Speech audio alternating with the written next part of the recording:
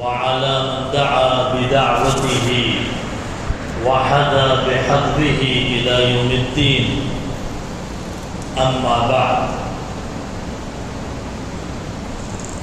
فقد قال الله تبارك وتعالى في القرآن المجيد: أعوذ بالله من الشيطان الرجيم، بسم الله الرحمن الرحيم، إنا أنزلناه في ليلة القدر.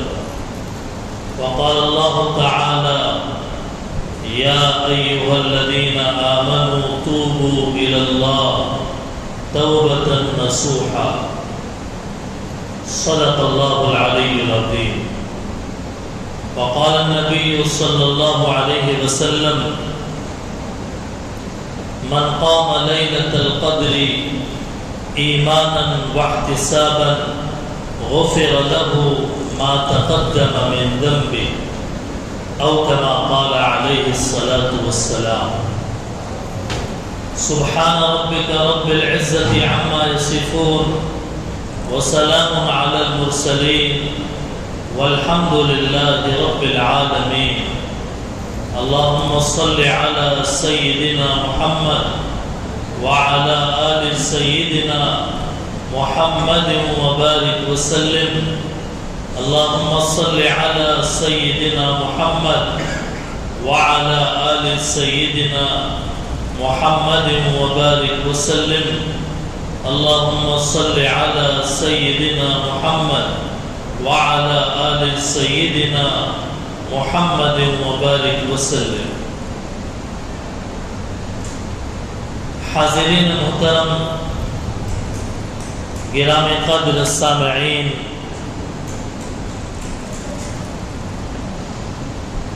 رات کے ایک بڑا وقت گزر جانے کے باوجود صبر و ہمت کے ساتھ شب قدر کی اہمیت کو دل میں رکھتے ہوئے یہاں مسجد کے اندر جم کر یکسوئی کے ساتھ، پورے وقار کے ساتھ اور پورے ڈسپلن کے ساتھ بیٹھنے والے میرے عزت و احترام کے لائق بھائیوں، بڑوں اور دوستوں،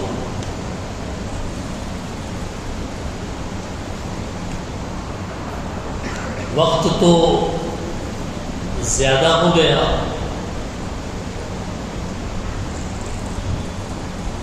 اب آپ حضرات کی بشاشت ہے تو کچھ تفصیلی بات کریں۔ ویسے پوری رات عبادت کرنا ہے نا؟ جب پوری رات عبادت کرنا ہی ہے تو تھوڑی دیر دل اور ایمان کو تازہ کرنے والی بات سن لی جائے، اور پھر اس کے بعد میں عبادت کا اہتمام کیا جائے۔ میں نے اس سے پہلے بھی رات میں کہا، اب پھر کہتا ہوں کہ بیانات اصل نہیں ہے، کوئی زور زور سے چیخ کے بیان کر رہا اور آپ جھوم کے بیان سن رہے ہیں، یہ اصل نہیں ہے۔ اصل یہ ہے کہ انسان اس بیان سے اثر قبول کر کے اپنے دل و دماغ کو بدلے اور عمل کے اوپر آئے۔ کہنا اس لیے ہے تاکہ کہنے والا بھی عمل کرے اور سننے والے بھی سن کر عمل کر سکے۔ جب بات کہی جاتی ہے تو دل پہ اثر کرتی ہے، اس لیے یہ بیانات ہوتے ہیں۔ بیان کرنے والے کی نیت بھی صحیح ہونا چاہیے کہ میں اللہ کو راضی کرنے کے لیے بیان کر رہا ہوں، لوگوں کی واہواہی کے لیے نہیں کر رہا ہوں۔ بیان سننے والوں کی نیت بھی صحیح ہونا چاہیے کہ میں جو بیان سن رہا ہوں وہ صرف کانوں کے مزے کے لیے نہیں سن رہا ہوں، بلکہ میں اس لیے سن رہا ہوں تاکہ میں اللہ کو راضی کر سکوں اور میں اپنے دل میں اللہ کی محبت پیدا کر سکوں۔ یہ نیت ہماری ہونی چاہیے۔ آج 2-3 مناسبتیں ہیں۔ پہلی مناسبت یہ ہے شب قدر ہے، جیسا کہ مشہور ہے۔ دوسری مناسبت یہ ہے کہ آج قرآن کریم مکمل پڑھا گیا ہے، اور تیسری مناسبت یہ ہے کہ ہم نے پہلے چاند دکھنے کے وقت سے لے کر آج تک ہم نے تراویح کی نماز ادا کی ہے۔ یہ 3 مناسبتیں ہیں۔ میں ہر ایک کے اوپر تھوڑا تھوڑا بیان کروں گا اور پھر اصل مقصود پہ پہنچوں گا، اور اس سب میں آپ حضرات کی توجہ چاہتا ہوں۔ ایسا نہ ہو کہ بیان شروع ہو گیا، درمیان میں سے ایک آدمی اٹھ کے چلا گیا، تو اس سے کیا ہوتا ہے، بیان کا جو سلسلہ ہے وہ متاثر ہوتا ہے۔ اس لیے کسی کو اگر سخت تقاضا ہے ابھی طہارت کا یا کسی چیز کا، ابھی اٹھ جائیے اور جا کے وضو کر کے آ جائیے، طہارت سے فارغ ہو کے آ جائیے۔ لیکن اگر ایسا کچھ بھی تقاضا نہیں ہے تو جم کے بیٹھیے اور آنکھیں کھلی رکھنے کی کوشش کیجیے۔ انسان اگرچہ مجبور ہے نیند سے، نیند آتی ہے تو وہ سارے جذبات کو پھاڑ کر آنکھ میں سما جاتی ہے اور پھر جسم کو سلا جاتی ہے۔ یہ نیند کی خاصیت ہے اور کیفیت ہے، اور خاص طور پر جب پیٹ بھرا ہوا ہو تو پھر نیند بے رحم ہو جاتی ہے۔ نیند رحم نہیں کرتی بلکہ حملہ کر دیتی ہے۔ اس لیے ہوشیار رہنے کی ضرورت ہے۔ کیا نیند کے حملے سے آپ ہوشیار رہیں گے انشاءاللہ؟ سوئیں گے تو نہیں، اونگیں گے تو نہیں۔ اونگ تو آ سکتی ہے لیکن ہوشیار ہونا ہمارا کام ہے۔ جی، ہم جب مدرسوں میں پڑھتے تھے اور تہجد سے پہلے ہم کو تہجد کے وقت میں ہم کو اٹھایا جاتا تھا قرآن یاد کرنے کے لیے۔ قرآن بھی ایسے ہی یاد نہیں ہوتی، قرآن یاد کرنے کے لیے بڑے پاپڑ بیلنے پڑتے ہیں۔ اب یہ جو پاپڑ بیلنا ہے وہ واقعی پاپڑ بیلنے کو نہیں بول رہے ہیں، پاپڑ بیلنا محاورہ ہے، مطلب بڑی قربانی دینی پڑتی ہے، مشقت اٹھانی پڑتی ہے۔ فجر کی نماز سے پہلے اٹھا دیتے تھے ہم کو 4 بجے 4:30 بجے، چھوٹے چھوٹے بچے، جی قرآن یاد کرنے کے لیے۔ اب جب قرآن یاد کر رہے ہیں، ایک آیت پڑھے، نیند آئی، پھر نیچے سے ایک دوسری آیت پڑھی، پھر نیند آئی، پھر جو ہے سر جھک گیا۔ ایسے ہوتا تھا۔ اگر فجر سے پہلے اٹھیں گے اور پھر سونے کا ٹائم 12:30-1 بجے، درمیان میں کھانا وانا کھا لیتے تھے تو بڑی نیند آتی تھی۔ استاد دیکھتے تھے کہ یہ بچہ سو رہا ہے تو کہتے تھے اٹھ کے جاؤ اور وضو کر کے آؤ۔ کہتے تھے وضو ہے تو کم از کم پانی کے کچھ چھینٹ لے کر اپنے منہ پہ ڈال کے آؤ تاکہ تمہیں نیند سے چھٹکارا ملے۔ یہ 2 سٹیپ ہوتا تھا۔ تیسرا سٹیپ یہ ہوتا تھا کہ جب تمہیں نیند آ رہی ہے تو اٹھ کے کھڑے ہو جاؤ، کھڑے ہو کے قرآن یاد کرو، اور قرآن ہاتھ میں لے کر اب جو ہے قرآن یاد کر رہے ہیں۔ تو بڑی مشقتوں کے بعد اللہ تعالیٰ قرآن کی دولت سے نوازتے ہیں۔ اللہ کرے کہ یہاں جتنے لوگ بیٹھے ہوئے ہیں سب کی اولاد حافظ قرآن ہو جائے، سب کی اولاد حافظ قرآن ہو جائے۔ حافظ قرآن بنانے کے بعد آپ کو اختیار ہے، آپ اس کو ڈاکٹر بھی بنا سکتے ہیں، آپ اس کو انجینئر بھی بنا سکتے ہیں، آپ اس کو عالم بھی بنا سکتے ہیں، آپ اسے مفتی بھی بنا سکتے ہیں۔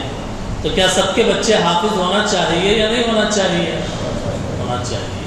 اب کی جو آواز آئی پہلے کی آواز سے زیادہ اچھی آئی آواز انشاءاللہ کی۔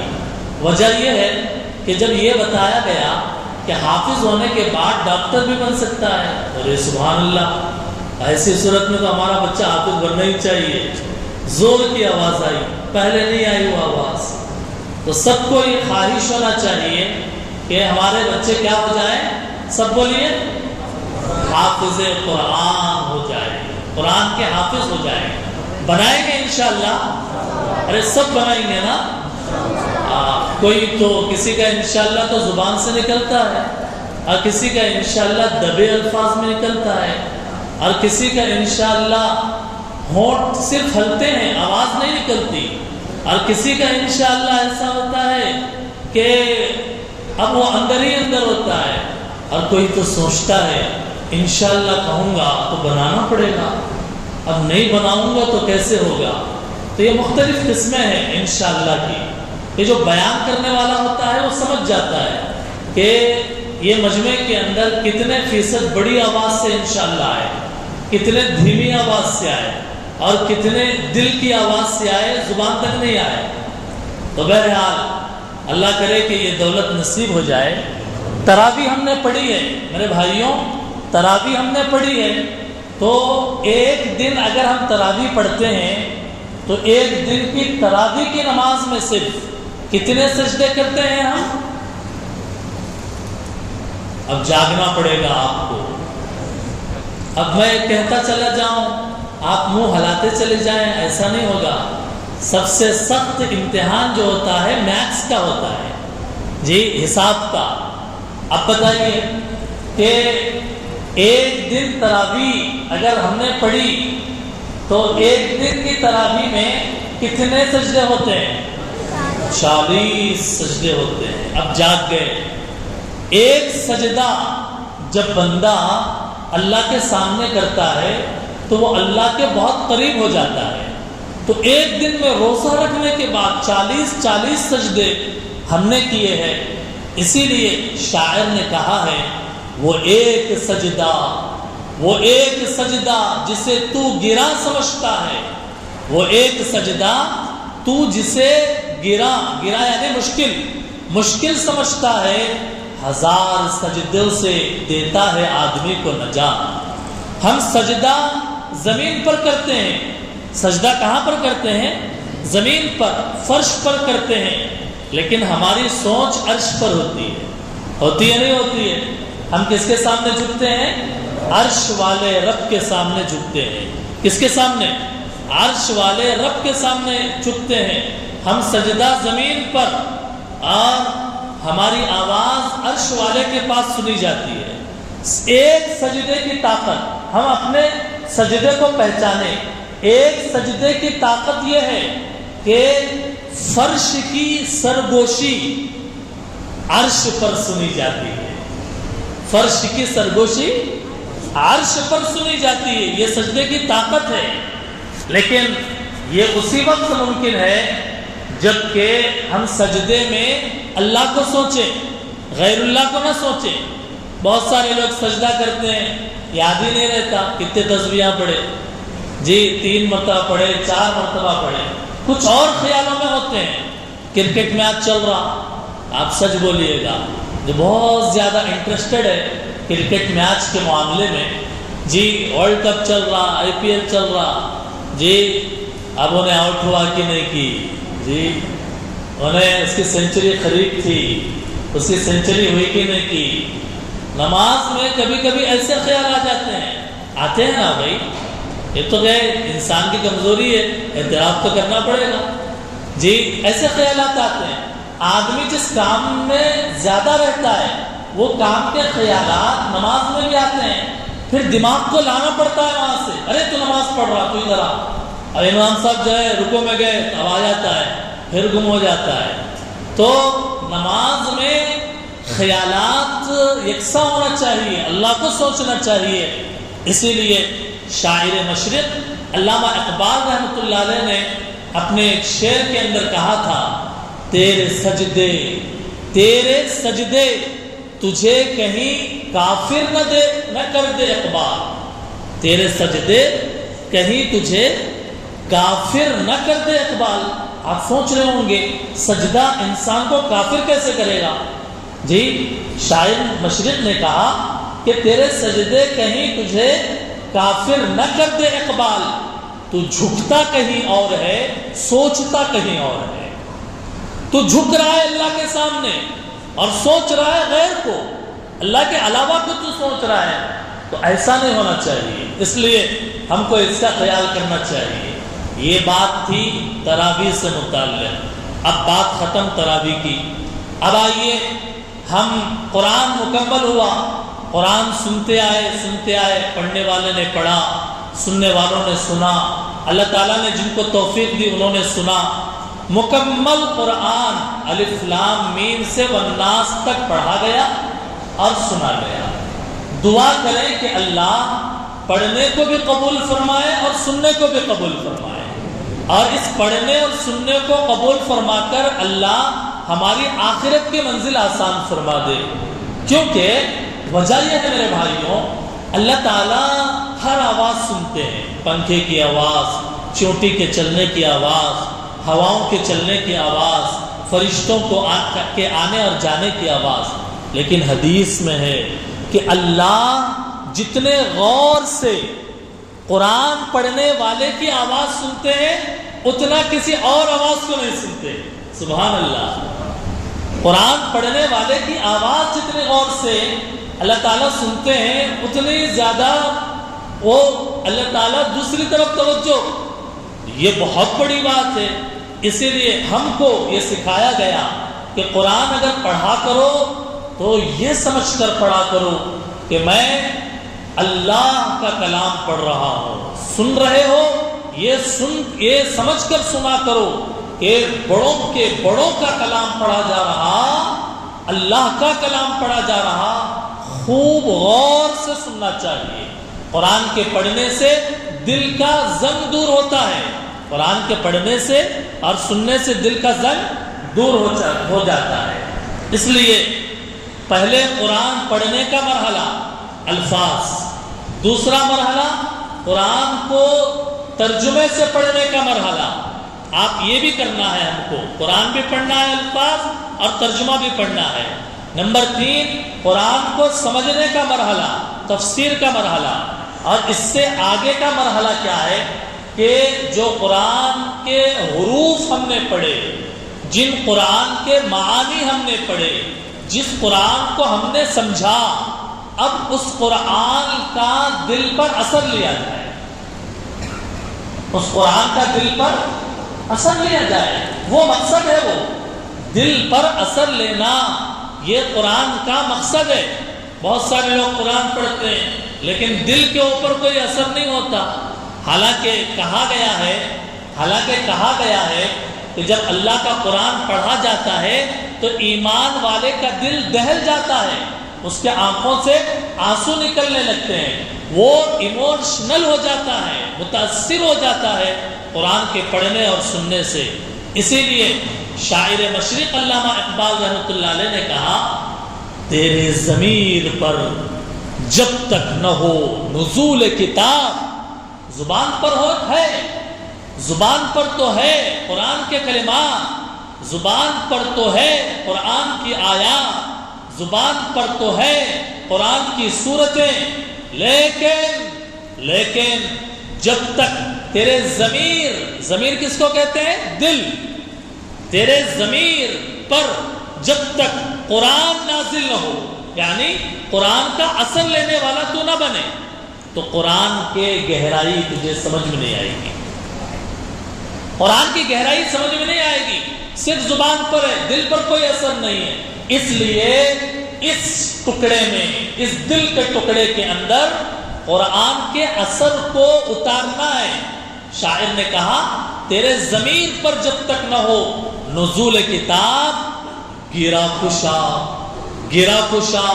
نہ رازی نہ صاحب کشاف۔ رازی مفسر ہیں، کتاب انہوں نے لکھا ہے تفسیر کبیر۔ کشاف یہ بھی مفسر ہے، انہوں نے بھی جو ہے بیضاوی شریف وغیرہ کتاب لکھی ہے، ایک تفسیر کی کتاب لکھی ہے، اور اس کے اندر قرآن کی باریکیاں اٹھائی ہے، باریکیاں کھولی ہے۔ اگر کوئی آدمی امام رازی کی تفسیر کبیر پڑھ لے، آپ میں سے بہت سارے ایجوکیٹڈ ہیں، تعلیم یافتہ ہیں اور قرآن پڑھنا جانتے ہیں اور تفسیر سے شوق رکھتے ہیں، تفسیر کبیر پڑھیے آپ، لیکن اگلا جملہ بھی سن لیجئے، تفسیر کبیر اردو میں نہیں ہے، عربی میں ہے۔ تفسیر کبیر کس میں ہے؟ اردو میں نہیں ہے، عربی میں ہے۔ اب آپ عربی پڑھیں اور پھر قرآن کے گہرائی میں چھپے ہوئے جواہر موتیوں کو نکالیں گے، آپ کو مزہ آئے گا، لیکن شرط یہ ہے دل پر پہلے اثر ہونا چاہیے۔ تیرے ضمیر پر جب تک نہ ہو نزول کتاب، گرا کشا، گرا کھولنا، قرآن کی گرا کھولنا، قرآن کی آیت کا مطلب سمجھنا، اس کی گہرائی میں جانا، گرا کشا، نہ راضی نہ صاحب کشاف، راضی اور کشاف سے بھی کچھ نہیں ہوگا جب تک دل پر اثر نہ لیا جائے گا۔ اس لیے قرآن پڑھنے والے اللہ تعالیٰ کو بہت پسند ہے، تو قرآن پڑھیں گے انشاءاللہ۔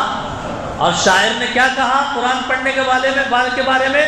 غور سے سنیے، بہت پیاری بات کہی ہے شاعر نے۔ کیا کہا؟ دنیا کی کتابوں میں قرآن چمکتا ہے، دنیا کی کتابوں میں قرآن چمکتا ہے، قرآن میں اللہ کا فرمان چمکتا ہے، قرآن میں اللہ کا فرمان چمکتا ہے۔ عادت جو بنا لے قرآن کی تلاوت کی، عادت جو بنا لے قرآن کی تلاوت کی، اللہ کی نظروں میں وہ انسان چمکتا ہے، اللہ کی نظروں میں وہ انسان چمکتا ہے۔ آج مصیبت یہ ہے کہ ہمارے نوجوانوں کے ہاتھوں میں قرآن بہت کم دیکھنے کو مل رہا ہے۔ اللہ معاف کرے، اللہ معاف کرے، ان نظروں کو معاف کرے اللہ کرے کہ وہ نوجوانوں کے ہاتھ ہمیں نظر آئیں جن ہاتھوں کے اندر قرآن کھلا ہوا، نوجوان آنکھوں سے آنسو بہا رہا اور قرآن کی تلاوت کر رہا ہے۔ میرے بھائیوں، میں صحیح کہہ رہا ہوں یا غلط کہہ رہا ہوں؟ آج کے نوجوان کے ہاتھ میں سب سے زیادہ آنے والی چیز موبائل ہے، سب سے زیادہ ہاتھوں میں پکڑی جانے والی چیز موبائل ہے۔ ٹن ٹن میسج آیا، کھول کے دیکھا کس کا آیا، ہلکی ہلکی دھیمی آواز بجی، اٹھا کے دیکھا کس کا کال آیا، کچھ نہ آیا تو فرینڈ کو میسج کیا، کیا ہوا بھول گئے کیا، جواب کیوں نہیں دیتے، کچھ بات کیوں نہیں کرتے، اچھا بزی ہو گئے، اچھا ہم یاد نہیں رہے آپ کو۔ اس طریقے سے چھیڑا جاتا ہے فونوں پہ، ہے کہ نہیں بھائی؟ جی میسج نہیں آ رہے ہیں، گروپ میں ڈال دیا، کیا بھائی یہ گروپ میں سب زندہ ہے کیا، خیریت سے ہے کیا، گروپوں میں ڈال رہے ہیں، میسج نہیں آ رہے ہیں۔ عجیب ہو گیا ہے، موبائل ایسی آزمائش بن گئی ہے۔ مسجدوں میں بھی گانے بج رہے ہیں، مسجدوں میں ویڈیوز میں بیانات میں بھی گانے ایڈورٹائزنگ میں آ رہے ہیں، ایڈ میں آ رہے ہیں، اور نہیں سننے والا بھی اسے سننا پڑ رہا ہے۔ پہلے وہ سپ کا معاملہ تھا، SKF IP جی، آج کل وہ 5-10 سیکنڈ تک وہ بھی نہیں ہے، وہ بھی نہیں کر سکتے، بیان بھی سن رہے ہیں تو اسے بھی سننا پڑے گا، یعنی مجبور کر دیا گیا ہے آج یوٹیوب اور ان چینلوں نے، ویب سائٹس نے، کہ آپ اگر قرآن بھی سن رہے ہیں، درمیان میں یوٹیوب میں ایڈ آئے گا، 5-10 سیکنڈ سننا پڑے گا آپ کو، مجبور کر دیا ہے۔ جو قرآن پہلے سنا تھا، یہ 5-10 سیکنڈ کے گانے اور باجے سے وہ قرآن کا نور کہاں چلا جائے گا، وہ قرآن کا نور کہاں چلا جائے گا؟ قرآن ہاتھ میں لے کر پڑھنا چاہیے۔ اس لیے میرے بھائیوں، ہمیں قرآن پڑھنے کا اہتمام کرنا چاہیے، اور قرآن پڑھنے کے لیے ہمیں اللہ تعالیٰ سے دعا کرنا چاہیے۔ اس لیے شاعر نے کہا ہے، زمانے میں جدا سب سے الگ الگ پہچان رکھتے ہم۔ میری بات سنیے آپ، زمانے میں جدا سب سے الگ پہچان رکھتے ہم، جو صحابہ نے رکھا تھا ایمان وہ ایمان رکھتے ہم، جو صحابہ نے رکھا تھا ایمان وہ ایمان رکھتے ہم۔ ادب سے چومتی دنیا ہمارے ہاتھوں کو صاحب، ادب سے چومتی دنیا، ہمارے ہاتھوں کو صاحب ہاتھ میں موبائل نہیں قرآن رکھتے ہم، ہاتھ میں موبائل نہیں قرآن رکھتے ہم۔ اگر یہ قرآن ہمارے ہاتھ میں آ جاتا تو ہمارے ہاتھوں کو بہت ادب سے چوما جاتا۔ اس لیے میرے بھائیوں، قرآن کے پڑھنے کا اہتمام کرنا چاہیے۔ میں نے کہا میں 3 چیزوں پہ بیان کروں گا۔ پہلے تراویح کے عنوان پر بیان ہو گیا نا، دوسرے قرآن کے عنوان پر کچھ مختصر بات میں نے کہہ دی نا۔ اب آئیے تیسری بات شب قدر پہ۔ اور شب قدر چونکہ اللہ تعالیٰ نے ہمیں عطا فرمائی ہے اور یہ بہت بڑی نعمت ہے، سب کہیے الحمدللہ، یہ بہت بڑی نعمت ہے میرے بھائیوں۔ رمضان کی یہ جو مبارک راتیں نصیب ہوئی ہیں، یہ بہت بڑی نعمت ہے۔ وجہ بتاتا ہوں آپ کو میں۔ وجہ یہ ہے کہ ایک ایسی رات کہ جس رات میں عبادت کرنے سے انسان کو 80 پہ 3 سال عبادت کرنے کا ثواب ملتا ہے، بہت بڑی بات ہے نا۔ ایک انسان کی زندگی کتنی ہوتی ہے؟ ایک حدیث میں آیا ہے، میں آپ کو سناتا ہوں کہ اس امت کے لوگوں کی عمریں 60 سے 70 کے درمیان اکثر رہیں گی۔ حدیث میں ہے کتنی؟ 60 سے 70 اکثر لوگوں کی عمریں اس میں رہیں گی۔ اب کوئی آدمی 70 سے بڑھ گیا تو اس کا یہ مطلب نہیں ہے کہ اس کا پریڈ ہو گیا، انہیں ایکسٹرا چل رہا، نہیں، ایسا نہیں ہے، ایسا ہی مسئلہ نہیں ہے۔ کیونکہ کچھ باتیں جب ہم بیان کرتے ہیں نا، لوگوں کا دماغ الگ الگ ہوتا ہے اور سوچنے والا الگ الگ انداز سے سوچتا ہے۔ ہم صاحب بولے 70 اخیر اینڈ ہے کہتے، اس کے بعد کا پورا ایکسٹرا ہے کہتے، ایکسٹرا فٹنگ ہے وہ نہیں، ایکسٹرا ٹائم ہے وہ نہیں، بلکہ ہر انسان اپنا ٹائم لے کے آیا اور فکسڈ ٹائم ہے، وہ جتنا ہے 90 ہو 80 ہو اور جناب اس سے اوپر ہو، سب اپنا ٹائم پہ ہے اور سب جائیں گے اپنے ٹائم پہ۔ لیکن اللہ کے نبی فرماتے ہیں کہ میرے امت کی عمریں جو ہوں گی، وہ فرمایا کہ 60 اور 70 کے درمیان میں ہوں گی۔ اب ایک رات اگر ہم کو ملے شب قدر کی، پوری زندگی میں ایک رات ہم کو ملے تو کتنا ثواب ملے گا؟ 80 پہ 3، یعنی عمر تو 70 سال ہی ہونے والی تھی اکثر لوگوں کی، لیکن 13 سال ایکسٹرا ثواب اللہ تعالیٰ دے رہے ہیں۔ گویا ایک رات اگر عبادت مل گئی شب قدر کی، آج آپ یہاں بیٹھے ہوئے ہیں، آپ مبارکبادی کے مستحق ہیں۔ میں ایک ایک بھائی کو سلام کرتا ہوں، ایک ایک بڑے کو ادب سے احترام کرتا ہوں، کہتا ہوں کہ آپ رکے رہے، آپ گئے نہیں ان لوگوں کی طرح جو چلے گئے۔ آپ نے اعلان سنا یا پہلے ہی سے آپ ڈیسائیڈ ہو کے آئے مجھے رہنا ہے اور سننا ہے اور بیٹھے رہے، مبارکبادی کے مستحق ہے۔ اللہ کرے، بعض صحابہ تو قسم کھا کر کہتے تھے شب قدر 27 کی رات ہی ہے، تو آج کی رات اگر شب قدر ہو جائے، ایک رات ہم کو عبادت کے لیے مل جائے تو ہماری زندگی سے بھی زیادہ 80 پہ 3 سال عبادت کا ثواب ہمیں ملے گا۔ بڑی بات ہے نہیں ہے جی؟ بہت بڑی دولت ہے یا نہیں ہے جی؟ بہت بڑی دولت ہے۔ اگر آج سوئے بھی نہیں، جو لوگ سونے کا ارادہ کر رہے تھے بیان کے بعد تھوڑی دیر سو جائیں گے، وہ لوگ بھی اب سوچیں گے نہیں سونا ہے، اس لیے کہ 83 سال عبادت کمانا ہے، نہیں سوئیں گے۔ آج کیا کریں گے؟ نماز پڑھیں گے۔ آج کیا کریں گے؟ عبادت کریں گے۔ آج کیا کریں گے؟ جاگیں گے۔ آج کیا کریں گے؟ تھوڑی چائے پی کے ہوشیار رہنے کی کوشش کریں گے جی۔ ایسے خیال آ رہا ہوگا، اللہ کرے کہ آ جائے اور جاگ کر ہم عبادت کرنے والے بن جائیں۔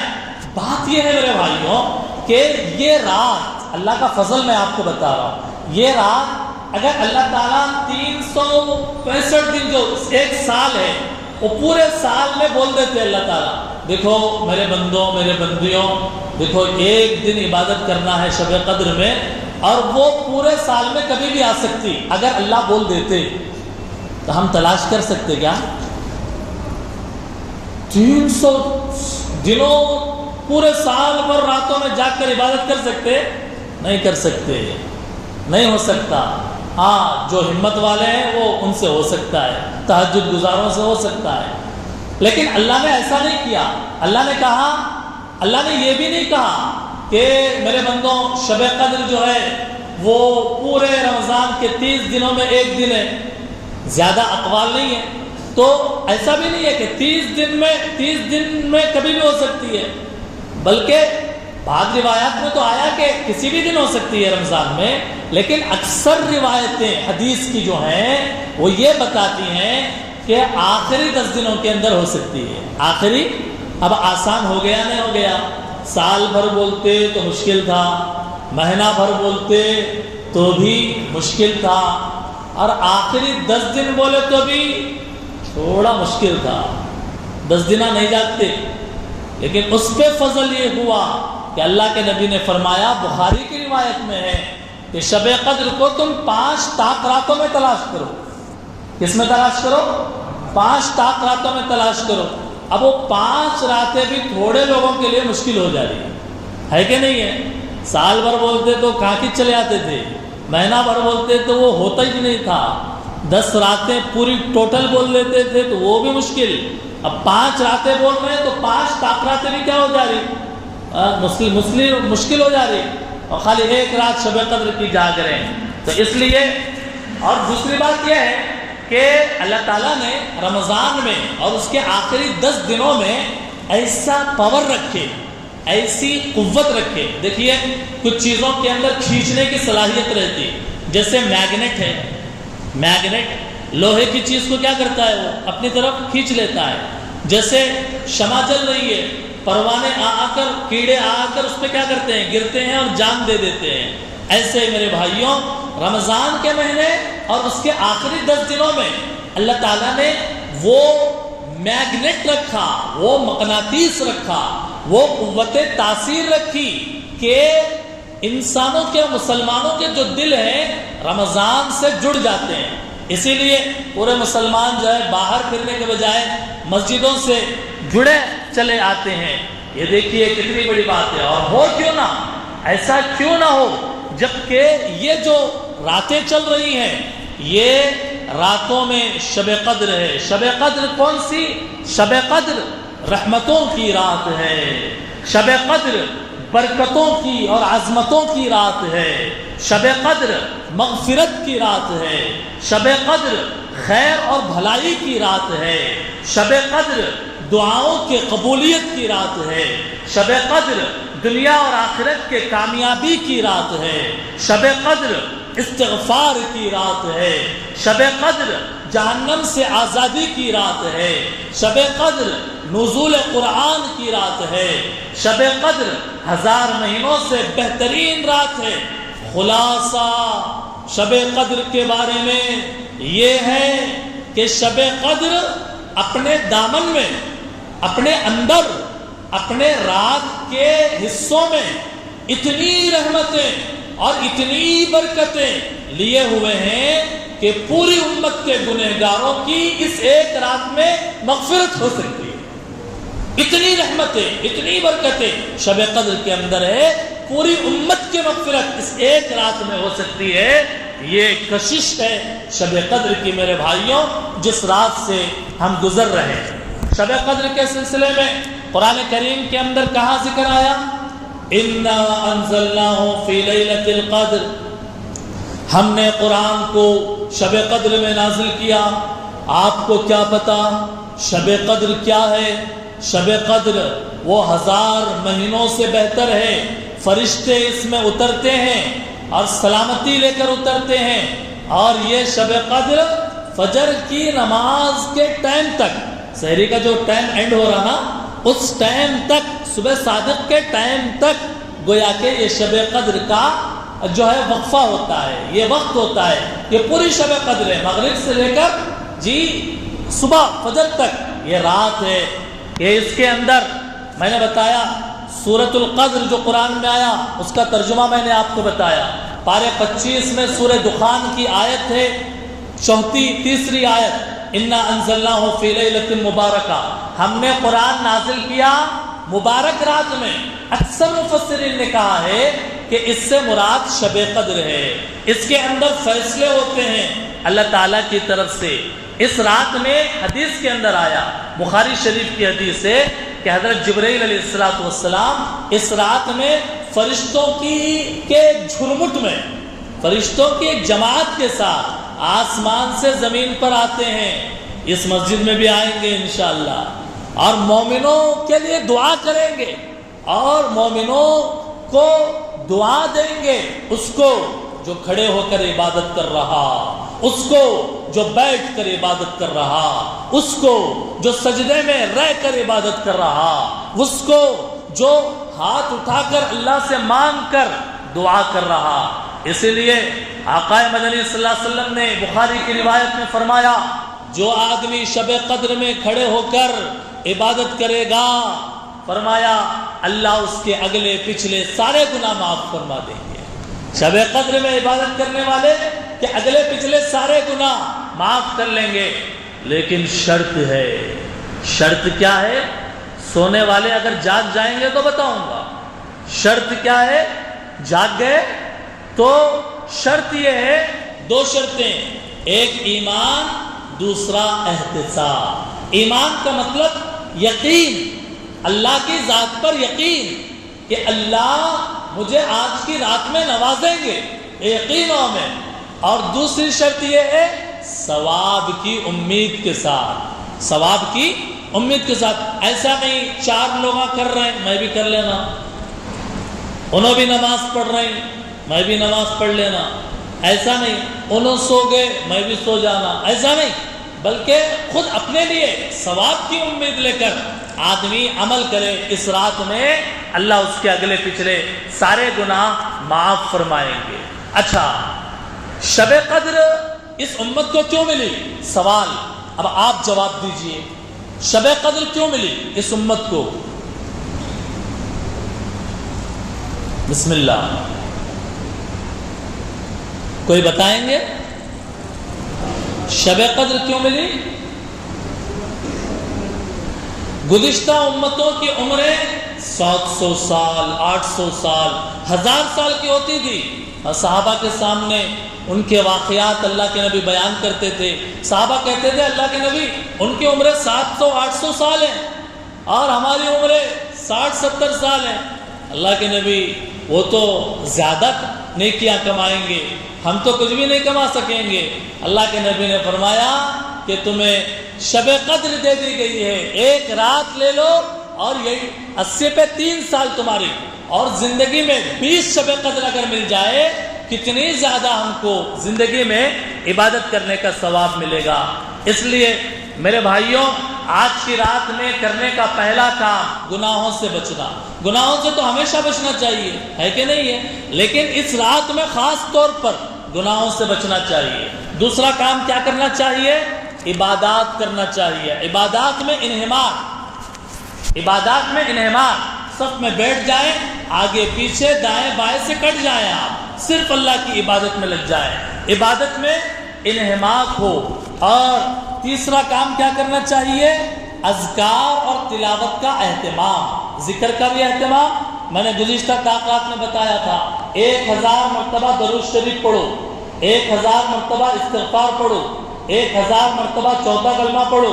جی یہ عبادت کا پلان ہے، یہ عبادت کا ٹارگٹ ہے، اس کو پورا کرو۔ اور قرآن 3 پارے پڑھو، نہیں ہو سکتا 2 پڑھو، نہیں ہو سکتا 1 پارہ پڑھو، لیکن قرآن اٹھاؤ تو صحیح، قرآن اٹھاؤ تو صحیح۔ پڑھنا نہیں آتا تو لے کے آنکھوں سے لگا کے کہو اللہ سے، رو اللہ آپ کا قرآن ہے یہ، مجھے پڑھنا نہیں آتا معاف کر دیجیے، میں سیکھوں گا اللہ۔ ایسے اظہار اور عاجزی کے ساتھ ہمیں کرنا چاہیے۔ اور چوتھا کام، جتنے لوگ یہاں بیٹھے ہوئے، مغرب میں نے اعلان کیا اور عشاء میں میں نے کہا اعتکاف کی نیت کر لو۔ اعتکاف کی نیت کرنے کے بعد آپ مسجد میں بیٹھے ہوئے ہیں، آپ کوئی عبادت کریں یا نہ کریں، آپ کا پورا وقت عبادت میں شمار ہوگا، آپ کا پورا وقت کس میں شمار ہوگا؟ عبادت میں شمار ہوگا۔ اچھا، 5واں کام یہ کرنا ہے، شب قدر کی دعا پڑھنا ہے۔ کون کون پڑھیں گے دعا؟ میں پڑھاؤں تو آپ پڑھ لیں گے؟ اللہم، آواز ہی نہیں آ رہی، اللہم، شاید سونے والوں کو جگانا پڑے گا، ہوشیار ہو جائے بھائی، جی ہوشیار ہو جائے۔ اللہم انکا عفو تحب العفو فاعف عني اللهم انك عفو تحب العفو فاعف عني. یہ دعا شب قدر کی دعا ہے. اس کا ترجمہ کیا ہے؟ اے اللہ آپ معاف کرنے والے ہیں. اے اللہ آپ معاف کرنے والے ہیں، معافی کو پسند فرماتے ہیں، لہذا مجھے معاف کر دیجیے. پورے حدیث کے ذخیرے میں، پورے حدیث کی کتابوں میں، تمام تفسیر کی کتابوں میں ہمیں شب قدر کی یہ ایک دعا ہی ملی. کوئی اور دوسری دعا جس کو اللہ کے نبی نے بیان کیا ہماری نظروں سے نہیں گزری، احتیاط کے ساتھ بول رہا ہو. یہ دعا ملی اکثر حدیث کی کتابوں میں. پتہ ہی چلا کہ اس دعا کو خاص دخل ہے. اس دعا کو کیا ہے؟ خاص دخل ہے. اس کے اندر معافی کو بیان کیا گیا ہے. اس کے اندر کس کو بیان کیا گیا؟ معافی. یعنی اللہ کو معافی بہت پسند ہے. یہ دعا اشارہ کر رہی ہے کہ اللہ کو معافی بہت پسند ہے. اب جب اللہ کو شب قدر میں معافی زیادہ پسند ہے تو ہم کو اللہ سے معافی مانگنا چاہیے یا نہیں مانگنا چاہیے؟ مانگنا چاہیے. اللہ سے معافی مانگنا چاہیے. مانگیں گے سب انشاءاللہ.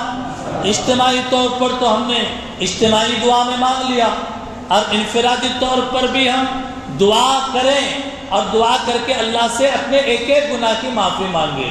اللہ کو بہت پسند ہے میرے بھائی. اللہ کو اتنا پسند ہے، اتنا پسند ہے. ایک بندہ، سچ بول رہا ہوں میں، بہت سارے لوگ سوچتے ہیں، عجیب سوچتے ہیں، ارے میں اتنا برا کام کر دیا، میں فلاں برا کام کر دیا، زنا کر لیا، میں قتل کر دیا، اور میں چوری کر لیا، اور میں ڈکیتی ڈالا، اور میں فلاں فلاں فلاں بہت بڑے بڑے. اللہ کیا ہے کہ میرے لیے جہنم ہی چھے گی، کیا ہے کہ مایوس ہو جاتے ہیں. مایوس ہرگز نہیں ہونا ہے، اور مسجد میں بلند آواز سے بات نہیں کرنا ہے، نہ نیچے نہ اوپر، نہ اندر اور نہ باہر. اور خاص طور پر جب اجتماعی عمل چل رہا ہو تب تو آواز کو قابو میں رکھنے کی عادت ڈال لیں. جی خیال رکھیے گا. تو اللہ کو کیا پسند ہے؟ بھول گئے؟ معافی. معافی اللہ کو بہت پسند ہے. اتنا پسند ہے، اتنا پسند ہے کہ حدیث کے اندر آیا. ایک واقعہ آپ کو سناتا ہوں، اور واقعہ سنیے. حدیث کے اندر آیا ایک آدمی جنگل میں جا رہا، یعنی جنگل سے اپنے راستہ، اپنے منزل کی طرف جا رہا. ایک اونٹ کے اوپر اس کی سواری کیا ہے؟ ایک اونٹ ہے. بلیٹ گاڑی نہیں ہے جی، اور کوئی کار نہیں ہے، سوئفٹ ڈیزائر نہیں ہے، انوا نہیں ہے، کوئی دوسری گاڑی نہیں ہے. اور گاڑی کیا ہے؟ پہلے زمانے کی اونٹ اور گھوڑا. یہ اونٹ لے کے جا رہا. اب اونٹ لے کے جا رہا، چلتے چلتے جنگل میں کیا ہے، کئی 100 کلومیٹر تک بعض مرتبہ جنگل ہی جنگل لگتا نا بھائی، صحرا جنگل. کبھی کبھی پانی نہیں ہوتا اور کھانے کا بھی نہیں ہوتا. اب جو لے کے چل رہے ہیں وہی چلنا ہے، اور درمیان میں رک گیا تو نہیں بول سکتے آپ جی. اب ایک آدمی ہے، حدیث کے اندر ہے واقعہ کہ جنگل سے گزر رہا اور راستے میں ایک جگہ رک گیا، درخت کے نیچے تھک گیا. اب جب تھک گیا تو ایک درخت کے نیچے لیٹ گیا، اور لیٹا تو آنکھ لگ گئی. لیٹا تو آنکھ لگی، تھکا ہوا تھا تو آنکھ لگ گئی، سو گیا. اب جب سو گیا تھوڑی دیر کے بعد آنکھ کھلی تو اس کا جو اونٹ تھا وہ غائب ہو گیا. اس کا جو اونٹ ہے وہ کیا ہو گیا؟ غائب ہو گیا. نہیں ہے، جتنا کھانا تھا، جتنا پانی تھا، جتنے کپڑے تھے، پورا لگے جس اونٹ کے اوپر ہی تھا. اب کچھ بھی نہیں ہے، نہ اونٹ ہے، نہ توشا ہے، نہ پانی ہے. اور جنگل کی حالت یہ ہے کہ کئی 100 کلومیٹر کا جنگل، اور کوئی انسان نہیں ہے وہاں پہ. اب وہ آدمی کیسا رہتے، کنڈیشن کیسا ہو گیا؟ بالکل اب ادھر دوڑ رہا، ادھر دوڑ رہا، ادھر گیا، ادھر گیا، پھر کے پیرا تھک گئے اور پیروں میں ورم آ گیا. اور آ کے اب ادھر ادھر پھر کے آ کے تھک کے وہ درخت کے نیچے بیٹھ گیا. اب کہنے لگا اب تو میں پیدل بھی نہیں جا سکتا، میں پیدل بھی نہیں جا سکتا، کھانے بھوک بھی لگ رہی. بھوک سے حالت خراب، پیاس سے حلق سوکھ گیا، سب کچھ تباہ ہو گیا، اب میں کیسے جاؤں گا آگے؟ رونے لگا اور رو رو کر کہنے لگا اب تو بس میری موت ہی آنی باقی ہے۔ بہت تلاش کر کر کے تھک گیا، جی اب تو میری موت ہی آنی باقی ہے، یہ سمجھ کر وہ لیٹ گیا اور اپنے موت کا انتظار کرنے لگا۔ کچھ کر نہیں سکتا تھا، اتنے میں اس کی آنکھ پھر سے لگ گئی، نیند سے پھر وہ سو گیا، نیند لگ گئی۔ تھوڑی دیر کے بعد اس کی آنکھ کھلی تو کیا دیکھتا ہے کہ بازو میں اونٹ کھڑے کے، بازو میں کیا ہے؟ اونٹ کھڑے کے، پانی بھی ہے، کھانا بھی ہے، کپڑے بھی ہے، لگیج بھی ہے۔ ارے آپ کو خوشی نہیں ہوئی کیا؟ خوشی نہیں ہوئی آپ کو؟ جی ایک آدمی جو موت کے دہلیز پہ پہنچ گیا تھا، اب اس کو اونٹ مل گیا اٹھنے کے بعد، وہ خوشی کے مارے اچھل پڑا، لگا میرا اونٹ آ گیا، میرا اونٹ آ گیا۔ اس کو دیکھنے لگا، توشہ تیار دیکھنے لگا، سبحان اللہ، او خوش ہو گیا۔ اور خوشی میں کیا ہوتا؟ آدمی بے قابو ہو جاتا، خوشی میں آدمی بے قابو ہو جاتا۔ جب آدمی خوش ہو جاتا، دیکھنے والا کیا سمجھتا؟ انہیں خوش نہیں ہے، انہیں پریشان ہے۔ اتنا خوش ہوتا انہیں کہ دیکھنے والے کو لگتا انہیں خوش نہیں ہے، انہیں کیا ہے؟ پریشان دکھ رہا، حالانکہ انہیں بہت خوش ہے۔ اسی لیے شاعر نے کہا جب بھی تیرے قریب کے امکان نظر آئے، شعر سن رہے ہیں آپ؟ جب بھی تیرے قریب کے امکان نظر آئے، ہم اتنے خوش ہوئے کہ پریشان نظر آئے، ہم اتنے خوش ہوئے کہ پریشان نظر آئے۔ اب وہ اپنے اونٹ کو پکڑ لیا اور کہنے لگا اللہ آپ کا شکر ہے، موت تک چلا گیا تھا، آپ نے مجھے زندگی دے دی۔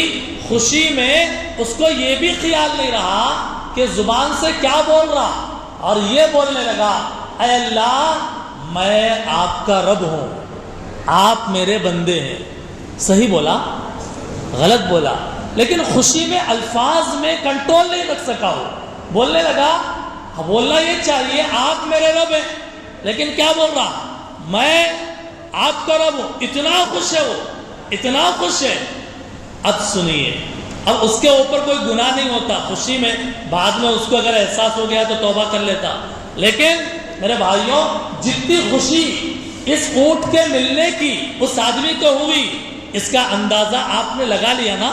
اب سنیے، ایک گنہگار بندہ، ایک زناکار بندہ، ایک قاتل بندہ، ایک نافرمان بندہ، ایک بے نمازی بندہ، ایک مشرک بندہ جب اللہ کے در پر بھٹک کر، اللہ کے در پر بھٹک کر جب آ کر مصلی پر بیٹھ کر کہتا ہے اللہ غلط راستے پر چلا گیا تھا، آج سمجھ آئی، اے اللہ میں راستہ بھٹک گیا تھا، آج آپ کے در پہ آیا ہوں، معاف کر دیجئے۔ یہ بندہ جب اپنی زبان سے توبہ کرتا ہے، اللہ کو اس اونٹ والے سے بھی زیادہ خوشی ہوتی ہے، اللہ کو اس اونٹ والے سے بھی زیادہ خوشی ہوتی ہے۔ بے نمازیوں کو مایوس ہونے کی ضرورت نہیں، زناکاروں کو مایوس ہونے کی ضرورت نہیں، گنہگاروں کو مایوس ہونے کی ضرورت نہیں، سب کو پر امید ہونا ہے۔ پر امید ہوں گے انشاءاللہ، اللہ کی ذات سے امید لگائیں گے انشاءاللہ۔ ہمارے گناہ چاہے آسمان کو چھو جائیں، زمین کو بھر جائیں، سمندروں میں ڈوب جائیں، لیکن میرے اللہ کا رحم اس سے بڑا ہے، میرے اللہ کا کرم اس سے بڑا ہے، میرے اللہ کے معافی کی صلاحیت اتنی بڑی ہے۔ اس لیے حدیث کے اندر حضور صلی اللہ علیہ وسلم نے ایک آدمی کا واقعہ ذکر کیا۔ قیامت کے دن اللہ تعالیٰ ایک آدمی کو بلائیں گے، بلا کر کہیں گے کہ تمہارے نامہ اعمال میں تمہارا جو کتاب رجسٹر ہے دنیا کا، جس میں نیکیاں بھی لکھی ہوئی ہیں اور گناہ بھی لکھے ہوئے ہیں، اس کے اندر سے تم جو ہے گناہ پڑھو، میرے سامنے گناہ پڑھو۔ اللہ کہیں گے ایک بندے کو بلا کر قیامت کے دن کہ اپنا اعمال نامہ، وہ بک لائے گا، اپنی زندگی کی بک لائے گا، اور اللہ کہیں گے اس میں سے تم کیا پڑھو؟ گناہ پڑھو، ایک ایک گناہ پڑھو۔ اب بندہ کہے گا اللہ کے سامنے میں گناہ کیسے پڑھوں؟ اللہ کے سامنے میں کیسے کہوں اللہ میں نے آپ کی یہ نافرمانی کی نافرمانی کی؟ بندہ کیا کرے گا معلوم؟ چھوٹے چھوٹے جو گناہ ہوں گے نا وہ چن چن کے پڑھنے لگے گا، اللہ میں نے وہ گناہ کیا، چھوٹا گناہ وہ فلاں فلاں۔ بڑے بڑے جو گناہ ہے نا وہ نہیں پڑھے گا اللہ کے سامنے، ڈرے گا، وہ نہیں پڑھے گا۔ اللہ جب چھوٹے چھوٹے گناہ پورے پڑھ لیا اور جب پڑھ کے فارغ ہو گیا، اللہ کہیں گے جتنے گناہ تم پڑھے وہ سب کو میں معاف کر دیا، وہ سب کو میں، جتنے گناہ تم پڑھے وہ سب کو میں کیا کر دیا؟ معاف کر دیا، معاف بھی کر دیا، ان گناہوں کے بدلے میں نیکیاں بھی دے دیا، ان گناہوں کے بدلے میں۔ اب اس کے ہوش اڑ گئے، یہ کہے گا اللہ چھوٹے گناہ پڑھا، بڑے گناہ نہیں پڑھا، چھوٹے گناہ پڑھا میں، بڑے گناہ نہیں پڑھا۔ اللہ کے نبی یہ واقعہ جب بیان کر رہے تھے میرے بھائیوں، اللہ کے نبی جب یہ واقعہ بیان کر رہے تھے، اس آدمی کی جو کنڈیشن بنی، اللہ کے نبی اتنے مسکرائے، آپ معمولی حالات میں صرف مسکراتے تھے، دانت بھی کم ظاہر ہوتے تھے، کبھی زیادہ مسکراتے بس دانت ظاہر ہوتے تھے۔ اللہ کے نبی اتنے مسکرائے کہ آپ کے دندان مبارک ظاہر ہو گئے۔ اللہ کے نبی نے کہا وہ بندہ یہ سمجھ کر کے میں اللہ کے سامنے بڑے گناہ کیسے پڑھوں، چھوٹے پڑھا؟ اللہ نے کہا جتنا پڑھا اتنا معاف کر دیا۔ اب وہ اس کی ہوشیاری دیکھیے، اب وہ اللہ سے کہے گا اے اللہ میرے بڑے گناہ تو باقی ہے، میں نہیں پڑھا شرم کے مارے۔ اللہ کہیں گے جا میں نے اپنے فضل سے اسے بھی معاف کر دیا، اسے بھی معاف کر دیا، اسے بھی معاف کر دیا۔ سبحان اللہ، اللہ بڑے کریم ہے میرے بھائی، اللہ بڑے رحیم ہے میرے بھائی۔ جان بوجھ کے گناہ نہیں کرنا، لیکن گناہ ہو گئے اللہ سے معافی مانگنا، اللہ سے معافی مانگنا۔ اور جب اللہ سے بندہ معافی مانگتا ہے نا، اللہ چیزوں کو بدل دیتے، ایسا چینج کر دیتے۔ بہت واقعات ہیں، میں کیا کیا سناؤں آپ کو، آپ سننے کے لیے تیار ہیں کیا؟ آگے چلوں میں؟ کسی کو اعتراض تو نہیں ہے بھائی؟ کسی کو یہ تو نہیں لگ رہا بیان بند ہو جانا چاہیے؟ نہیں نا، آپ کی بشاشت میری بشاشت ہے، آپ اگر کہیں فجر تک انشاءاللہ کوشش جاری رہے گی جی۔ لیکن میرے بھائیوں جب گناہ سے بندہ توبہ کرتا ہے تو توبہ کی وجہ سے اللہ چیزوں کو بدل دیتے ہیں۔ ایک واقعہ سناؤں حضرت عمر فاروق رضی اللہ تعالیٰ عنہ کے دور کا۔ ایک حضرت عمر فاروق رضی اللہ تعالیٰ عنہ جن کا نام سن کر شیطان بھی پھرا جاتا ہے، شیطان کا پیجامہ بھی کیا ہو جاتا؟ گیلا ہو جاتا، مطلب بہت ڈر جاتا۔ اسی لیے مشہور ہے نا، وہ مشہور ہے نا، میں کیا بولنا چاہ رہا ہوں، جس گلی سے شیطان، جس گلی سے عمر گزرے اس گلی سے شیطان نہیں گزرتا، مشہور ہے۔ اور صحابہ بھی بڑے، صحابہ میں بڑے جلالی قسم کے، عمر فاروق رضی اللہ تعالیٰ جب بھی کوئی بات بولتے ہیں، اللہ کے نبی کی کوئی بھی مخالفت کرا، کوئی بھی گالی دیا، کچھ کرا، تو حضرت عمر کیا بولتے تھے؟ اللہ کے نبی پرمیشن، تلوار نکال کے اڑا دوں، تلوار نکال کے اڑا دوں، پرمیشن دیجیے، آپ اجازت دیجیے، اس کی گردن اڑا دوں گا۔ یہی لفظ ہوتا تھا عربی کے اندر کہ اس منافق کی گردن اڑا دوں گا۔ اللہ کے نبی کہتے ہیں عمر رک جاؤ، عمر رک جاؤ۔ بڑے صحابہ میں بھی بڑا وہ جو ہے ان کا جلال تھا۔ حضرت عمر فاروق رضی اللہ تعالیٰ سامنے سے آ رہے ہیں، ایک شرابی شراب کی بوتل پیتا ہوا، شراب کی بوتل لگا کر آ رہا ہے۔ دور سے دیکھا عمر فاروق آ رہے ہیں، دور سے دیکھا عمر فاروق آ رہے ہیں، معلوم ہے غصہ ان کا، یا تو اب میرا جنازہ اٹھے گا یا کچھ اور ہوگا جی۔ وہ ڈر گیا، شرابی جو شراب کی بوتل پکڑ کے آ رہا تھا ڈر گیا۔ اب جب ڈر گیا تو جب آنے لگا جلدی جلدی وہ شراب کی بوتل نکال کے بغل میں ڈال دیا، بغل میں ڈال کے چھپا لیا ایسا، اور چھپا کے نیچے منڈی ڈال کے آ رہا۔ حضرت عمر فاروق رضی اللہ تعالیٰ عنہ کے سامنے سے گزرا، عمر فاروق رضی اللہ تعالیٰ نے یہ دیکھا۔ اچھا یہ آنے سے پہلے کیا ہوا؟ وہ شرابی بولنے لگا اے اللہ، دل دل میں بولا، اللہ تعالیٰ سے توبہ کیا اس نے، یہ بتانا چاہ رہا ہوں آپ کو میں، دل دل میں کیا بولا اس شرابی نے؟ اے اللہ آج عمر کے غصے سے بچا لیجئے، آج عمر کے غصے سے بچا لیجئے، میں زندگی میں کبھی شراب نہیں پیوں گا، میں زندگی میں کبھی سچے دل سے کہا اس نے کہ اور شراب چھپا لیا اور سچے دل سے کہا میں زندگی میں کبھی شراب نہیں پیوں گا. آج مجھے عمر کے قہر سے بچا لیجئے, عمر کے غصے سے بچا لیجئے. اب آیا اندر ڈال کے اور جو ہے عمر فاروق رضی اللہ تعالیٰ عنہ کے سامنے سے نظر جھکا کے جا رہا تھا. عمر فاروق بولے رکو. اب اس کی چیخ نکل گئی, رکو بول دیا. نیکسٹ اسٹیپ کیا ہوتا کہ کیا ہے کہ پوچھے عمر رضی اللہ تعالیٰ عنہ کیا ہے تمہارے ہاتھ میں, کیا ہے؟ بولے کیا بھی نہیں ہے میرے ہاتھ میں, شرابی تھا نا, کیا بھی نہیں ہے میرے ہاتھ میں. بولا نہیں وہ بغل میں کیا ہے بتاؤ. اب بولا برا پھنسے اور اب خیر نہیں میری. ایک کہا اور اس نے وہ شراب کی بوتل نکالی. عمر نے کہا کیا ہے اس میں؟ جی چیخ کر کہا کیا ہے اس میں؟ کہنے لگے حضرت سرکہ ہے, یعنی حلال چیز. سرکہ بولے تو حلال چیز, سرکہ ہے, کوئی قسم کا لکوڈ ہے, وہ سرکہ ہے. اور انہیں سمجھا کہ سرکہ بول دیے تو چھوڑ دیتے ہوں گے, میرے کو کھول کے نہیں دیکھتے ہوں گے, سمجھ کے انہیں سرکہ ہے بولا. عمر رضی اللہ تعالیٰ عنہ بولے کھولو اس کو, کھول کے دکھاؤ میرے کو. یہ بولے اب اس کی چیخ نکل گئی. اب وہ کرتا مرتا کیا نہ کرتا. اب وہ شراب کی بوتل کو یوں کھولا, اس کے توبے کی برکت سے اللہ نے اس شراب کو سرکہ بنا دیا. اس کی توبے کی برکت سے اللہ نے اس کے شراب کو کیا کر دیا, سرکہ بنا دیا. اور تاریخ کو یہ بتا دیا جب بندہ سچا توبہ کرتا ہے دنیا میں اللہ چیز کو بدل کر دکھا دیتے ہیں. شراب سرکہ بن جائے, اور اس طریقے سے اس کی دعا قبول ہو گئی اور وہ حضرت عمر رضی اللہ تعالیٰ عنہ کے غضب سے بچ گیا. بات سمجھ میں آئی جی؟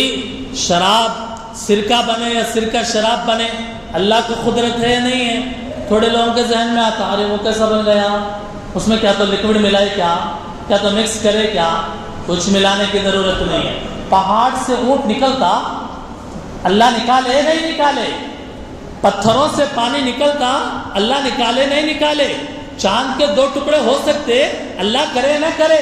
پھر جب یہ سب ایمان رکھنے والا یہ ایمان کیوں نہیں رکھ سکتا کہ جو شراب بغل میں تھی اور سچی توبہ اس شرابی نے کیا, اللہ نے عمر کے قہر سے بچانے کے لیے اس شراب کو کیا کر دیا, سرکہ بنا دیا. یہ گویا کہ توبہ کی گویا کہ اہمیت ہے میرے بھائیوں, اس لیے توبہ کرنا چاہیے. آج کل ایسا ہے معاملہ کہ بندہ توبہ کرتا ہے نا تو توبہ کر کے سمجھتا ہے, گناہ کر کے سمجھتا ہے, گناہ کر کے سمجھتا ہے کر لیے نا کیا ہے. آج شب قدر گئی, 4 دن کے بعد کون سی تھی ایک رات, جب آج جا کے پھر بیٹھ کے اللہ توبہ بولتا ہوں جی, پھر 4 دن کے بعد آ کے اللہ توبہ بولتا ہوں. صورتحال یہ ہے میرے بھائیوں کہ گناہ کر کے آدمی اتنا بھی فیل نہیں ہو رہا کہ جیسے بدن پہ مچھر بیٹھا, مکھی بیٹھی, یوں ہٹا دیا, تو ایسے گناہ کرنے کے بعد دل کی کیفیت بن رہی ہے. حالانکہ عبداللہ بن مسعود رضی اللہ تعالیٰ عنہ فرماتے ہیں مومن جب گناہ کرتا ہے تو یوں محسوس کرتا ہے کہ وہ پہاڑ کے نیچے آ گیا, پہاڑ اس کے اوپر گرنے والا ہے. گناہ کا عذاب کا وہ سوچتا ہے ایمان والا, اور گناہ جو ہے وہ پہاڑ گر جائے گا اور برباد ہو جائے گا, وہ فوراً جا کے توبہ کرتا ہے اللہ تعالیٰ کے سامنے. لیکن منافق جب گناہ کرتا ہے تو یوں محسوس کرتا ہے کہ بدن پر مکھی بیٹھی تھی اڑا دیا, بدن پر مکھی بیٹھی تھی اور اڑا دیا, یوں سمجھتا ہے. میرے بھائیوں ہمیں سمجھنا چاہیے کہ اللہ تعالیٰ کا عذاب بڑا خطرناک ہے. اللہ تعالیٰ جہاں غفور الرحیم ہے وہاں قہار بھی ہیں, جبار بھی ہیں. دیکھیے گناہوں کا بدل, نیکیوں کا بدلہ کیا ہے بتائیے, نیکیوں کا بدلہ بتائیے کیا ہے؟ جنت. نیکی کریں گے اور زیادہ نیکیاں ہوں گی تو کہاں جائیں گے؟ جنت میں. جنت میں جانا ہے نا سب کو, زور سے بولیے جانا ہے نہیں جانا ہے؟ اللہ ہم سب کو جنت نصیب کرے جی. اور گناہ کریں گے تو کہاں جائیں گے؟ جہنم کی طرف جائیں گے. اب آپ کو بتاتا ہوں جہنم کے اندر کتنے قسم کا عذاب ہوتا ہے. اتنی موٹی کتاب ہے, وہ کتاب نہیں سناؤں گا آپ کو, ورنہ ڈر جائیں گے، پڑھنے والے کو نیند نہیں آئے گی، جہنم کتنی خطرناک چیز ہے اور کتنا بھیانک ہے۔ عالم خود پڑھ کر رو لیتا ہے، بار بار پڑھ کر تھرا جاتا ہے اور جسم کے رونگٹے کھڑے ہو جاتے ہیں۔ جہنم کتنی خطرناک چیز ہے، اس کی ایک عذاب میں آپ کو بتاتا ہوں، ہلکا عذاب، آخری درجے کا عذاب جو ہے جہنمیوں کو جو دیا جائے گا، کہا ہلکا عذاب، کہ انسان کو، جہنمیوں کو آگ کے جوتے پہنائے جائیں گے۔ کس کے جوتے؟ جسم پر کہیں بھی آگ نہیں، سر میں، ہاتھوں میں، پیروں میں، پیٹ و پیٹھ میں کہیں بھی آگ نہیں، صرف آگ کہاں ہے؟ پیروں میں۔ انسان کو جوتے پہنائے گئے، کس کے؟ آگ کے جوتے پہنائے گئے، لیکن اس جہنم کے آگ کے جوتوں کی گرمی سے اس کا دماغ کھولے گا، جیسے چولہے پر ہانڈی میں پانی کھولتا اور ابلتا ہے۔ کیسے ابلتا ہے؟ جب زور سے اور آواز بھی آنے لگتی ہے۔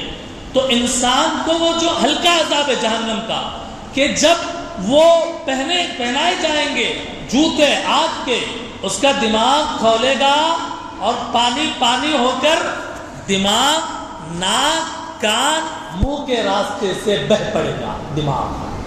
موت نہیں آنے والی وہاں، لا يموت فیہا ولا یحیا، موت کا بھی موت، دماغ نکل کر بہے گا، ناک سے، کان سے، منہ سے بہے گا۔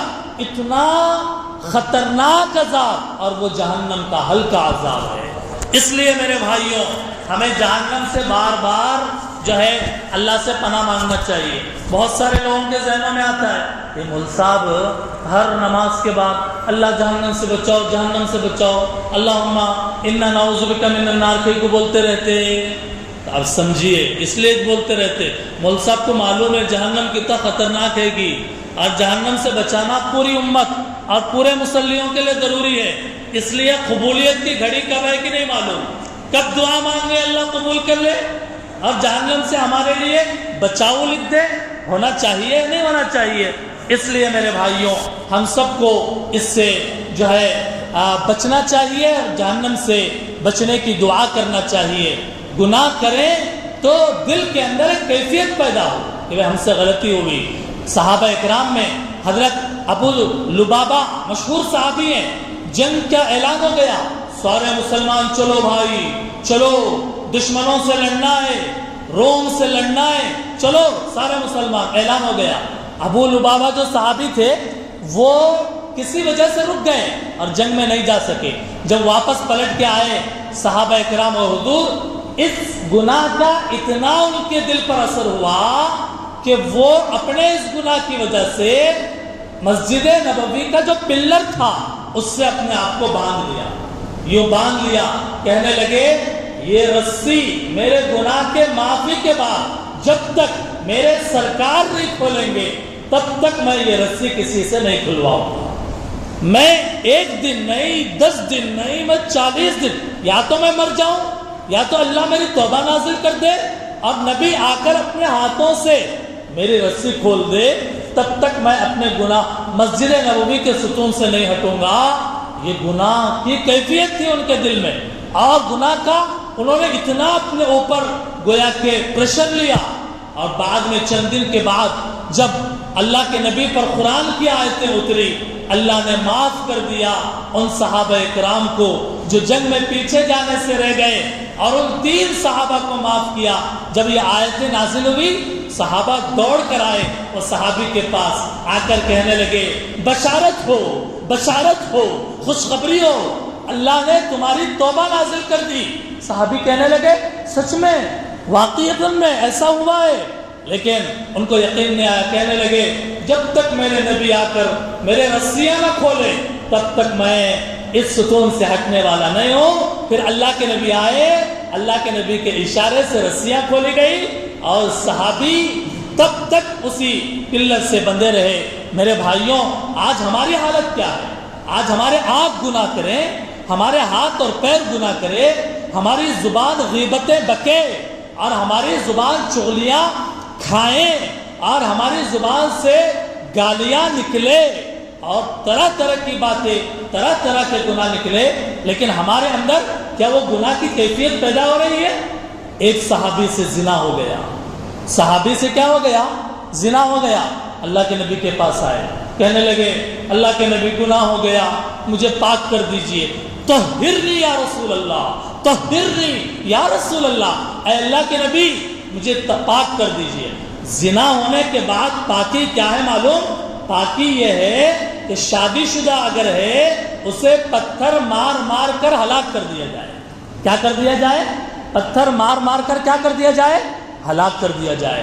ماعز اسلمی اس صحابی کا نام ہے، اللہ کے نبی کی خدمت میں آ کر کہنے لگے اللہ کے نبی زنا کر دیا میں نے، مجھے پاک کر دیجئے۔ اللہ کے نبی نے کہا بھائی جاؤ۔ دوسرے دن پھر آئے، پھر آ کر یہ کہنے لگے، اللہ کے نبی نے کہا جاؤ۔ پھر تیسرے دن آئے، اللہ کے نبی نے ایک آدمی کو بھیجا ان کے قبیلے کی طرف، جا کر معلوم کرو ماعز اسلمی کہیں دیوانہ تو نہیں ہو گئے، دیوانے تو نہیں ہو گئے کہ بار بار آ کر کہہ رہے ہیں کہ میں نے زنا کر لیا۔ ایک دیوانہ دماغ میں کوئی فطور تو نہیں آ گیا؟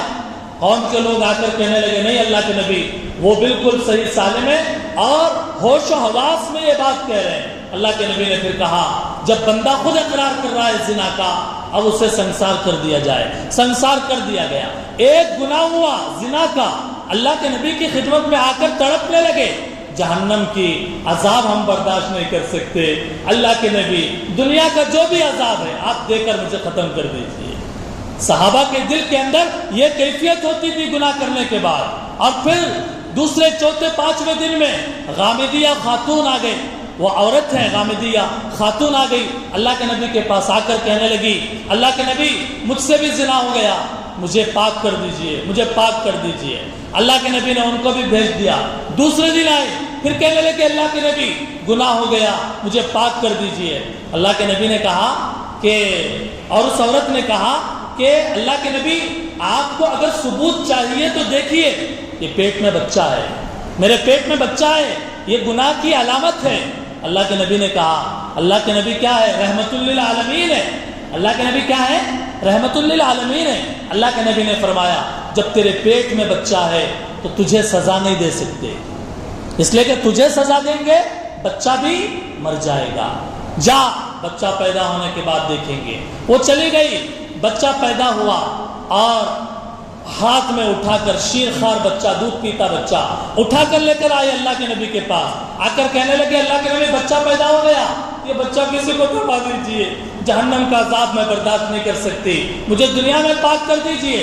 اللہ کے نبی نے کہا بچہ جب پیدا ہو دودھ پلانا ماں کی ذمہ داری ہے، ماں کی ذمہ داری ہے، دودھ پلاؤ۔ چنانچہ اللہ کے نبی نے پھر بھیج دیا اور پھر وہ عورت چلی گئی غامدیہ خاتون، پھر چند دن کے بعد آئی اور آ کر کہنے لگی، اس حالت میں آئی کہ بچے کے ہاتھ میں روٹی کا ٹکڑا تھا۔ بچے کے ہاتھ میں کیا تھا؟ روٹی کا ٹکڑا تھا، وہ بچہ کھا رہا تھا روٹی۔ اللہ کے نبی سے کہا اللہ کے نبی ہمیں پہلی مرتبہ آئی حاملہ تھی، آپ نے بھیج دیا اور کہا یہ بچے کا حق ہے۔ اللہ کے نبی دوسری مرتبہ میں آئی، آپ نے مجھے واپس کر دیا، کہا دودھ پلانا ماں کا حق ہے۔ اللہ کے نبی میں تیسری مرتبہ آئی، اب دیکھیے یہ بچہ روٹی پکڑ کر کھا رہا، اس کی ذمہ داری سے میں بری ہو گئی، اب تو مجھے پاک کر دیجئے، یہ زنا کا گناہ جو مجھ سے ہوا اسے میں برداشت نہیں کر سک رہی ہوں، مجھے پاک کر دیجئے اللہ کے نبی۔ اللہ کے نبی نے کہا ایک خاتون کو بلا کر اس کا بچہ اس کو تھما دیا اور تھما کر بعد لینا خواستہ اللہ کے نبی نے صحابہ کو جمع کیا اور صحابہ کو جمع کر کے کہا غامدیہ خاتون اتنے تڑپتے دل کے ساتھ، اتنے جذبے کے ساتھ اپنے گناہ کو لے کر اتنا شرمندہ ہے، اور آج میرے پاس وہ تیسری چوتھی مرتبہ آئی ہے، اس کو معلوم ہے گناہ کی سزا کیا ہوتی ہے، زنا کی سزا کیا ہوتی ہے، اس کو معلوم ہے کہ اس کو ایک گڑھے میں اتار کر چاروں طرف سے پتھر برسائے جائیں گے، مار مار کر ہلاک کیا جائے گا، اسے معلوم ہے، لیکن اس کے باوجود یہ اللہ کی بندی، اس کے دل میں اللہ کا ڈر اتنا ہے، جہنم کا خوف اتنا ہے، یہ تڑپ رہی، مچل رہی، چار مرتبہ میرے پاس آئی، میں نے ہر مرتبہ واپس کیا لیکن آئی، اے میرے صحابہ ہم کیا کریں، اللہ کا بھی فیصلہ ہے، گنہگار کو گناہ کی سزا دی جاتی ہے۔ اے صحابہ سب جمع ہو جاؤ اور غامدیہ خاتون کو بیچ میدان میں رکھو اور پھر پتھر مارو۔ اللہ کے نبی کا دل دکھ رہا تھا، اللہ کے نبی تکلیف محسوس کر رہے تھے۔ سارے صحابہ اکرام پتھر اٹھا کر مار رہے تھے، ایک ایک کا پتھر، ایک ایک صحابی کا پتھر غامدیہ کے جسم کو لگتا تھا اور جسم سے خون کے فوارے نکلتے تھے، خون پھٹ پڑتا تھا، خون نکل پڑتا تھا، خون کے فوارے نکل پڑتے تھے۔ اور اتنے میں حضرت خالد بن ولید رضی اللہ تعالیٰ انہوں نے ایک پتھر مارا، اور دوسری روایت کے مطابق عمر فاروق رضی اللہ تعالیٰ نے ایک پتھر مارا، جس کی وجہ سے غامدیہ کے جسم کو پتھر لگا، خون اچھلا اور اچھل کر آ کر خالد بن ولید یا عمر فاروق رضی اللہ تعالیٰ عنہ کے جسم پر گرا۔ زبان سے کوئی سخت جملہ نکل گیا، حضرت عمر یا حضرت خالد بن ولید کے زبان سے سخت جملہ نکل گیا غامدیہ کے لیے۔ اللہ کے نبی بازو میں سن رہے تھے، اللہ نے نبی نے کہا مہلن مہلن مہلن، رک جاؤ، آگے مت کہو، آگے مت کہو، غامدیہ کے لیے بری بات مت کہو، کیونکہ غامدیہ نے ایسی سچی توبہ کی ہے، اگر اسے پورے شہر والوں پر بانٹ دیا جائے سب کی مغفرت ہو جائے، سب کی مغفرت ہو جائے۔ ایسی سچی پکی توبہ غامدیہ نے کی ہے کہ 70 لوگوں پر بھی اگر اسے بانٹ دیا جائے سب کی مغفرت ہو جائے۔ میرے بھائیوں، گناہ کرنے کے بعد وہ احساس ہم میں کیا آج تک پیدا ہوا؟ گناہ کرنے کے بعد میں، گالی دینے کے بعد میں، نماز چھوڑنے کے بعد میں، والدین کی نافرمانی کرنے کے بعد میں، غیبت کرنے کے بعد میں، چغلی کرنے کے بعد میں، سود کھانے کے بعد میں، رشوت لینے کے بعد میں، گناہ کا کام کرنے کے بعد میں، کیا کبھی زندگی میں سوچئے وہ کیفیت پیدا ہوئی جو مائد اسلمی کے دل میں پیدا ہوئی، جو غامدیہ خاتون کے دل میں پیدا ہوئی؟ تڑپ گئے، مچل گئے، جہنم کا خوف چھا گیا اور دنیا میں اپنے آپ کو سزا دے کر برابر کرنا چاہا۔ میرے بھائیوں، آج وقت ہے توبہ کا، آئیے ہم توبہ کریں۔ آج وقت ہے مغفرت کا، آئیے ہم اللہ سے مغفرت طلب کریں۔ آئیے، آج وقت ہے اللہ کو منانے کا، آئیے ہم اللہ کو منانے کی کوشش کریں۔ آج وقت ہے اللہ کی طرف رجوع کرنے کا، آئیے ہم اللہ سے رجوع کریں۔ آپ کیا سمجھتے ہیں؟ کیا ہم صرف یہاں بیٹھے ہیں، ہمارے علاوہ کوئی نہیں ہے؟ میں قسم کھا کر کہتا ہوں کہ یہاں پر فرشتے بھی موجود ہیں۔ میں عرش والے رب کی قسم کھاتا ہوں، میں کعبے کے رب کی قسم کھاتا ہوں، میں جبرائیل و میکائیل و اسرافیل، محمد و موسیٰ، عیسیٰ ابراہیم کے رب کی قسم کھا کر کہتا ہوں کہ یہاں صرف ہم موجود نہیں ہیں بلکہ یہاں فرشتے بھی موجود ہیں، اور فرشتے ہمارے دل کے جذبات کو دیکھ رہے، ہمارے دل کی کیفیت کو دیکھ رہے، ہمارے ارادوں کو بھانپ رہے، ہمارے توبہ کے کلمات کو سن رہے۔ میرے بھائیوں، مجھے یقین ہے آج بہت سارے بھائیوں کی آنکھوں میں نیند ہے، لیکن میں یقین سے کہتا ہوں کہ دل کے اندر گناہ سے توبہ کرنے کی کیفیت بن گئی ہے۔ گناہ سے توبہ کریں، یہ ارادہ ہمارا بن گیا ہے۔ بنا ہے یا نہیں بنا ہے؟ اللہ سے ہم دعا کریں، اللہ سے ہم معافی مانگے، ایک ایک گناہ کو یاد کر کے۔ اللہ کی رحمت بہت بڑی ہے، اللہ کی رحمت بڑی وسیع ہے، اللہ سب کو معاف فرماتے ہیں۔ اس لیے آئیے آئیے آئیے عرش والے رب کے دربار میں سر جھکاتے ہیں، عرش والے مالک کے آگے ماتھا ٹیکتے ہیں، اس عرش والے مالک سے کہتے ہیں جو آسمانوں سے آواز دے رہا، کہاں ہے گناہوں سے معافی مانگنے والے؟ آ جاؤ، میں تمہیں معاف کر دوں گا۔ کہاں ہے میری دامن رحمت میں جگہ پانے کی خواہش رکھنے والے؟ آ جاؤ، میں تمہیں اپنے دامن رحمت میں جگہ دے دوں گا۔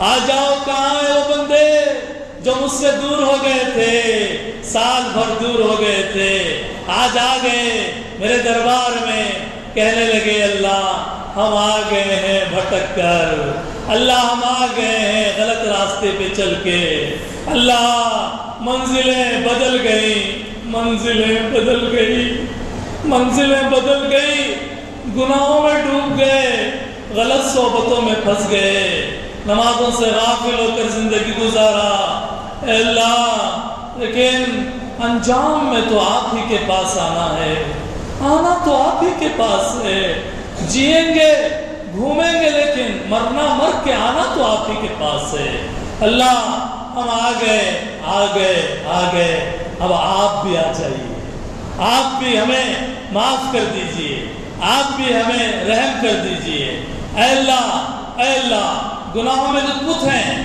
لیکن آپ ہی کے تو بندے ہیں، اے اللہ معاف کر دیجئے۔ مختصر سی دعا ان جذبات کے ساتھ ہم کر لیں گے ہاتھ اٹھا کر، تاکہ دل کی کیفیت سے نکلنے والی دعا عرش والے رب کے عرش کے تک پہنچے اور اللہ ہماری دعاؤں کو قبول کرے۔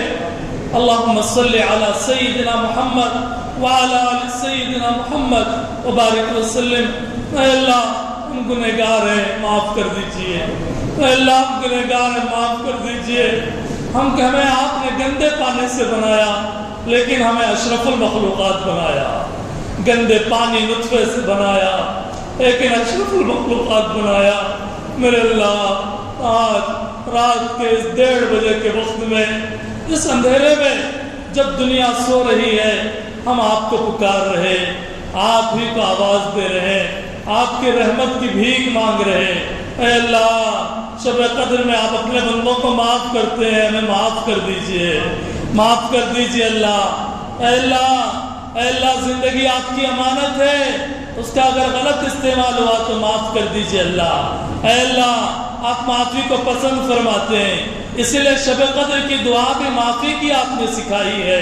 اے اللہ آج ہم معافی چاہنے آئے ہیں، آپ کے رحمت کے دروازے پہ آئے ہیں، آپ کے گھر میں بیٹھ گئے ہیں اور آپ سے معافی کی امید لے کر آئے ہیں۔